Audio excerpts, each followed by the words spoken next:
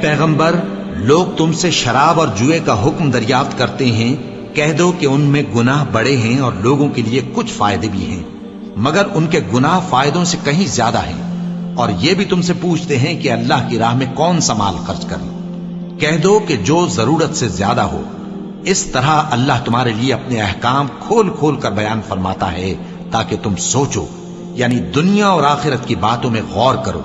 اور تم سے یتیموں کے بارے میں بھی دریافت کرتے ہیں، کہہ دو کہ ان کی حالت کی اصلاح بہت اچھا کام ہے، اور اگر تم ان سے مل جل کر رہنا یعنی خرچ اکٹھا رکھنا چاہو تو وہ تمہارے بھائی ہیں، اور اللہ خوب جانتا ہے کہ خرابی کرنے والا کون ہے اور اصلاح کرنے والا کون۔ اور اگر اللہ چاہتا تو تم کو تکلیف میں ڈال دیتا، بے شک اللہ غالب ہے، حکمت والا ہے۔ اور مومنوں، مشرک عورتوں سے جب تک وہ ایمان نہ لائیں نکاح نہ کرنا، کیونکہ مشرک عورت خواہ تم کو کیسی ہی بھلی لگے اس سے مومن لونڈی بہتر ہے۔ اور اسی طرح مشرک مرد جب تک ایمان نہ لائیں مومن عورتوں کو ان کی زوجیت میں نہ دینا، کیونکہ مشرک مرد سے خواہ وہ تم کو کیسا ہی بھلا لگے مومن غلام بہتر ہے۔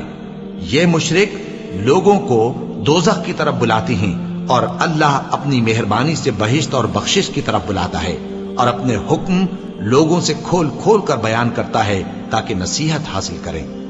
اور تم سے حیض کے بارے میں دریافت کرتے ہیں، کہہ دو وہ تو نجاست ہے، سو ایام حیض میں عورتوں سے کنارہ کش رہو، اور جب تک وہ پاک نہ ہو جائیں ان سے مقاربت نہ کرو۔ ہاں، جب وہ پاک ہو جائیں تو جس طریق سے اللہ نے تمہیں ارشاد فرمایا ہے ان کے پاس جاؤ۔ کچھ شک نہیں کہ اللہ توبہ کرنے والوں اور پاک صاف رہنے والوں کو دوست رکھتا ہے۔ تمہاری عورتیں تمہاری کھیتی ہیں، تو اپنی کھیتی میں جس طرح چاہو جاؤ، اور اپنے لیے نیک عمل آگے بھیجو، اور اللہ سے ڈرتے رہو، اور جان رکھو کہ ایک دن تمہیں اس کے روبرو حاضر ہونا ہے۔ اور اے پیغمبر، ایمان والوں کو بشارت سنا دو، اور اللہ کے نام کو اس بات کا ہیلا نہ بنانا کہ اس کی قسمیں کھا کھا کر سلوک کرنے اور پرہیزگاری کرنے اور لوگوں میں صلح و سازگاری کرانے سے رک جاؤ، اور اللہ سب کچھ سنتا ہے، جانتا ہے۔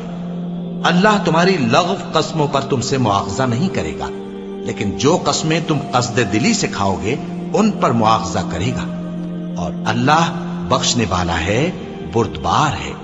جو لوگ اپنی عورتوں کے پاس جانے کی قسم کھا لیں ان کو 4 مہینے تک انتظار کرنا چاہیے۔ اگر اس عرصے میں قسم سے رجوع کر لیں تو اللہ بخشنے والا ہے، مہربان ہے۔ اور اگر طلاق کا ارادہ کر لیں تو بھی اللہ سنتا ہے، جانتا ہے۔ اور طلاق والی عورتیں 3 حیض تک اپنے تئیں روکے رہیں، اور اگر وہ اللہ اور روز قیامت پر ایمان رکھتی ہیں تو ان کو جائز نہیں کہ اللہ نے جو کچھ ان کے شکم میں پیدا کیا ہے اس کو چھپائیں۔ اور ان کے خاوند اگر پھر موافقت چاہیں تو اس مدت میں وہ ان کو اپنی زوجیت میں لے لینے کے زیادہ حقدار ہیں۔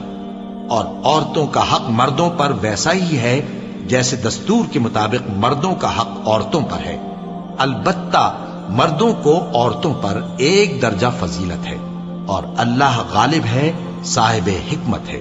طلاق صرف 2 بار ہے، یعنی جب 2 دفعہ طلاق دے دی جائے تو پھر عورتوں کو یا تو بطریق شائستہ نکاح میں رہنے دینا ہے یا بھلائی کے ساتھ چھوڑ دینا۔